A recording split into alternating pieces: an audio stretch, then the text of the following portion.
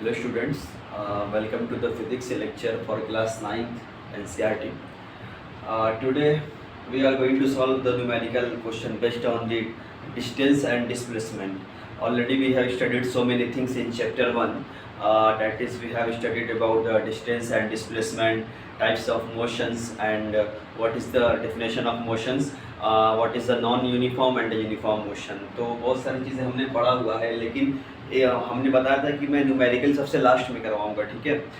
जो पिछला लेक्चर था हमारा यूनिफॉर्म और नॉन यूनिफॉर्म मोशन पे था, तो यहाँ पे मैं जो क्वेश्चन लेकर के आया हूँ, तो क्वेश्चन लिखा हुआ है क्वेश्चन नंबर 1 और 2।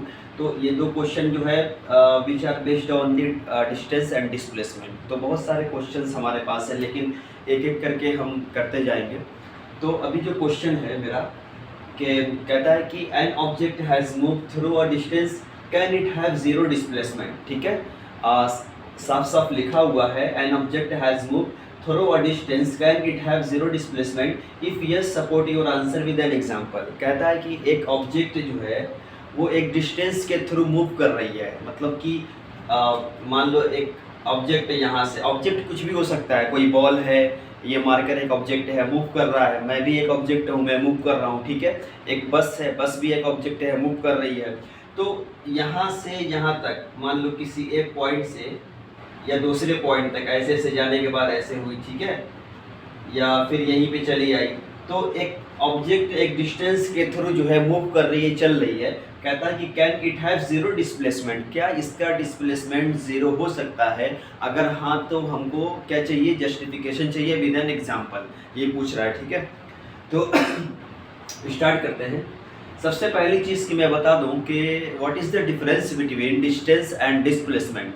डिस्टेंस का मतलब होता है कि जो हम इनिशियल से फाइनल पॉइंट तक जाते हैं, तो टोटल जो हमारा जो रास्ते की लंबाई है, total length of the path, ठीक है, जो भी रास्ते की लंबाई है यहाँ से यहाँ तक जाने में, फिर यहाँ से यहाँ तक आने में, जो भी रास्ते की लंबाई है, that is called distance. And what is the displacement? Displacement means the shortest distance between the initial and final point, यानी कि इनिशियल और फाइनल पॉइंट के बीच का जो सबसे शॉर्टेस्ट डिस्टेंस होती है, छोटी से छोटी डिस्टेंस, वो क्या कहलाती है? डिस्प्लेसमेंट कहलाती है। तो ये एक एग्जांपल के थ्रू मैं यहाँ बता रहा हूँ।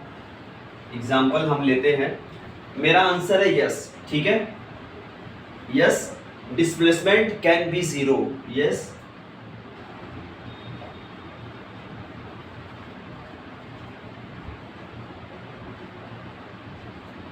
Displacement can be zero. तो हम इसको जस्टिफाई करेंगे एक एग्जांपल लेकर के। सपोज करो कि कोई ऑब्जेक्ट है ए पे, ठीक है, और ये क्या है, ये हमारा बी है, ठीक। जो ए से बी तक की दूरी है वो मान लो कि 8 किलोमीटर है। एक ऑब्जेक्ट का ये इनिशियल पॉइंट है, इनिशियल पॉइंट, और इसको हम फाइनल पॉइंट भी मान सकते हैं, या इसको लिखने की ज़रूरत नहीं है, ठीक है। तो एक ऑब्जेक्ट मूव कर रही है थ्रू अ डिस्टेंस, यानी कि एक डिस्टेंस के थ्रू 8 किलोमीटर ये डिस्टेंस हमने माना हुआ है, ये हम मान के चल रहे हैं, ये गिवन नहीं है, कुछ भी हो सकता है, कोई 4 ले सकता है, कोई 3 ले सकता है। ए से बी तक की एक दूरी है जिसकी लेंथ 8 किलोमीटर है। तो कहता है कि यहाँ से यहाँ तक जाने में, फिर यहाँ से यहाँ तक आने में गया कितना, 8 किलोमीटर, आया कितना, ये भी 8 किलोमीटर। तो जो टोटल डिस्टेंस हो जाएगी, यानी कि जो हमारी डिस्टेंस हो जाएगी, डिस्टेंस क्या हो जाएगी, 8 किलोमीटर प्लस 8 किलोमीटर, 16। अभी भी क्वेश्चन को समझो। An object has move through a distance can it have a zero displacement, क्या इसका डिस्प्लेसमेंट जीरो हो सकता है? तो अभी तो हम डिस्टेंस की बात कर रहे हैं, डिस्प्लेसमेंट अभी हमने बात ही नहीं किया। तो एक पॉइंट से चली दूसरे पॉइंट पे एक डिस्टेंस के थ्रू, और फिर इसी पॉइंट से लौट के अपने पहले पॉइंट पे आ गई।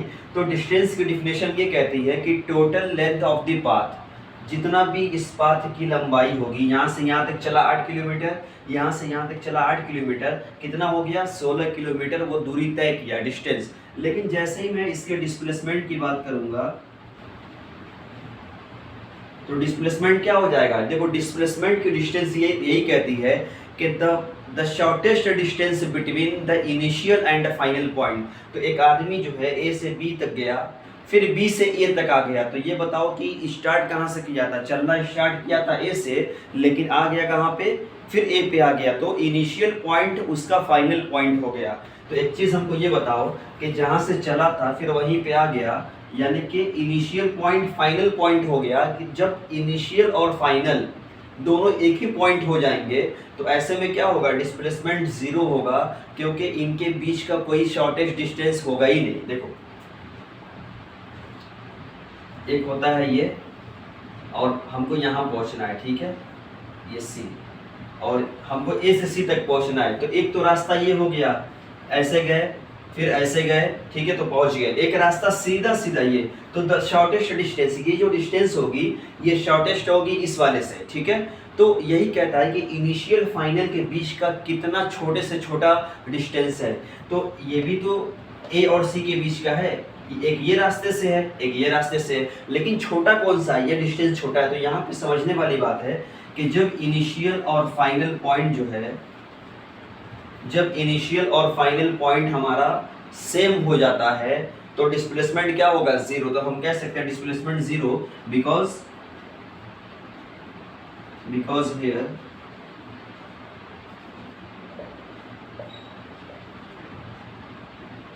Initial and final point are same.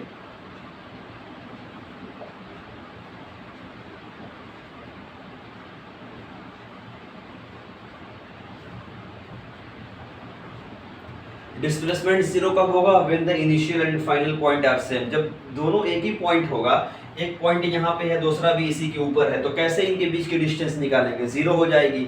तो मेरे कहने का मतलब ये हुआ कि अगर कोई बच्चा घर से स्कूल जाता है, फिर स्कूल से लौट के घर आता है, तो कोई पूछे कि डिस्टेंस कितना कवर किया, तो पता चला कि उसके घर से स्कूल तक की दूरी क्या थी? 5 किलोमीटर।